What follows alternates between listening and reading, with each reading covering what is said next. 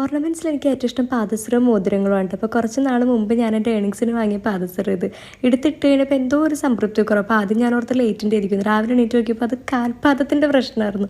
Dark സ്പോട്ട്സും ഡ്രൈനെസ്സൊക്കെ ആയിട്ട് ആ പാദസരത്തിൻ്റെ ഭംഗി തന്നെ പോണാറ് തോന്നി. റാൻഡം ഷോർട്സ് എടുത്ത് നോക്കിയപ്പോഴാണ് ഇങ്ങനെ ഒരു മാസ്ക് എൻ്റെ ശ്രദ്ധയപ്പെട്ടത്. റിവ്യൂസൊക്കെ നോക്കിയപ്പോൾ കൊള്ളാം.